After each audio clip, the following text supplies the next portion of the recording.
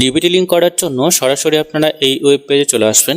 Video ডেসক্রিপশনে link দেওয়া থাকবে, সেই লিঙ্কে ক্লিক করেও আপনারা এই ওয়েব পেজে আসতে পারবেন। এইখানে আসার পরে দেখবেন প্রোডাক্ট বলে একটা অপশন রয়েছে, তারপরে রয়েছে কনজিউমার। তো আপনারা কনজিউমারের যে অপশন রয়েছে এখানে ক্লিক করে দেবেন। এখানে ক্লিক করে দেওয়ার পরে এখানে ভারত আধার সিডিং এনেবল বলে অপশন পাবেন, এইটাতে আপনারা ক্লিক করে দেবেন। পরবর্তী স্টেপে এই ধরনের পেজ আপনাদের সামনে চলে আসবে। আমরা এখানে আধার নাম্বার দিয়ে দেবো। আধার নাম্বার দেওয়ার পরে এখানে রিকোয়েস্ট ফর আধার এখানে সিডিংয়ের যে অপশনটি রয়েছে এইটাতে আমরা ক্লিক করে দেবো। তারপরে আপনার যে ব্যাংক অ্যাকাউন্ট রয়েছে, অর্থাৎ যে ব্যাংক অ্যাকাউন্টের সাথে আপনি ডিবিটি লিঙ্ক করতে চাইছেন সেই ব্যাংকটাকে এখান থেকে আপনাকে সিলেক্ট করতে হবে।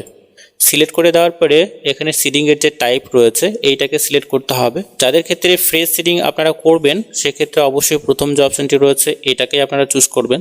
তো আমাদের ক্ষেত্রে একটি ব্যাংকে অলরেডি লিঙ্ক রয়েছে, অর্থাৎ ডিবিটি লিঙ্ক রয়েছে, আমরা আদার্স একটি ব্যাংকে লিঙ্ক করতে চাই, তাই আমরা এখানে 3 নম্বর যে অপশনটি রয়েছে এটাকে চুজ করব।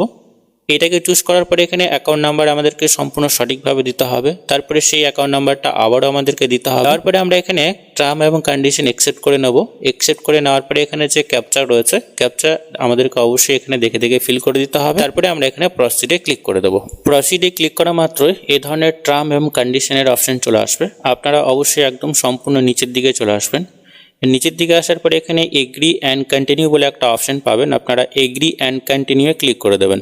পরবর্তী পেজে আপনার যে আধার রেজিস্টার্ড মোবাইল নাম্বার রয়েছে সেই মোবাইলে একটি ওটিপি সেন্ড করা হয়েছে। ইন্টার ওটিপির ঘরে ওটিপিটি বসিয়ে অবশ্যই আপনারা এখানে সাবমিটে ক্লিক করে দেবেন।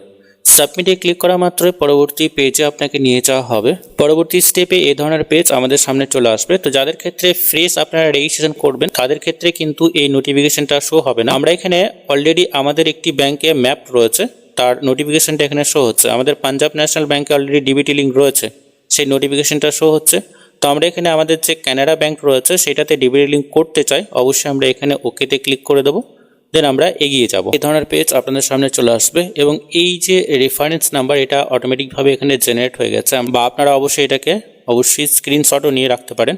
দেন একটু সময় নেবে, আধার সিডিংয়ের যে প্রসেস বা স্ট্যাটাসটা এখানে শো হবে এবং কিছু সময় পরে সাকসেসফুলভাবে আমাদের যে রিকোয়েস্ট সেটা সাবমিট হয়ে যাবে। ইতিমধ্যেই আমাদের যে আধার সিডিংয়ের যে রিকোয়েস্ট সেটা স্ট্যাটাস যেটা রয়েছে এখানে সাকসেস হয়ে গেছে। এখানে এই নোটিফিকেশনটা শো হচ্ছে আপডেটেড ইউআইডি রেকর্ড, এবং এখানে যে রেজাল্ট এবং স্ট্যাটাস দুটোই শো হচ্ছে।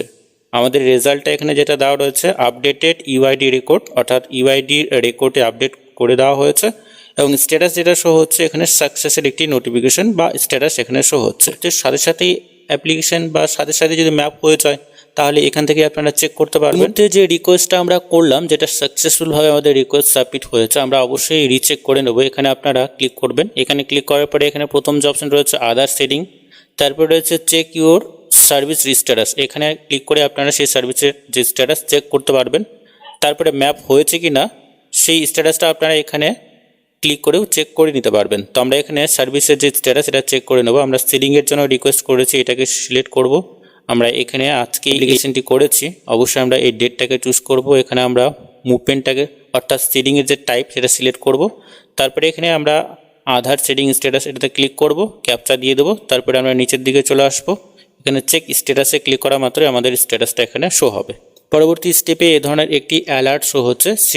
এখানে সিডিং যে নাম্বার সেটা শো হচ্ছে, অর্থাৎ এখানে রেফারেন্স নাম্বারটা শো হচ্ছে এবং সাকসেস বলে একটি নোটিফিকেশন শো হচ্ছে। আমরা এটাতে ওকেতে ক্লিক করে দেবো। এরপরে আমরা আমাদের যে আধার ম্যাপ সেটা হয়েছে কিনা তার স্ট্যাটাসটা এখানে চেক করব। আমরা এখানে আধার ম্যাপ স্ট্যাটাসে ক্লিক করে দেবো।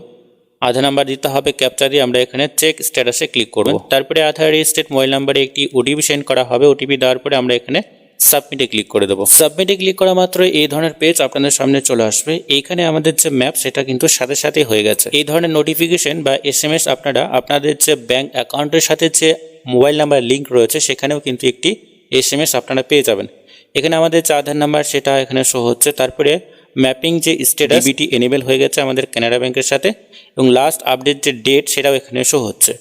এছাড়াও আপনারা যদি নিচের দিকে আসেন এখানে ব্যাংক নেম যেটা রয়েছে এবার ডিবিটি লিঙ্ক রয়েছে আমাদের কানাড়া ব্যাংকে। এর আগে আমরা অবশ্যই দেখিয়েছি যে আমাদের পিএনবি অর্থাৎ পাঞ্জাব ন্যাশনাল ব্যাংকের সাথে ম্যাপ ছিল।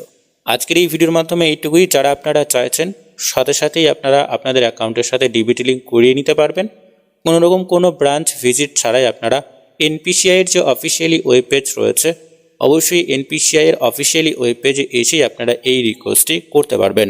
আজকের এই ভিডিওর মাধ্যমে এইটুকুই। পরবর্তী বা নতুন আপডেট যদি আসে অবশ্যই আমরা আপনাদেরকে জানিয়ে দেব। তো ততক্ষণে বন্ধুরা প্রত্যেকেই সুস্থ এবং ভালো থাকবেন।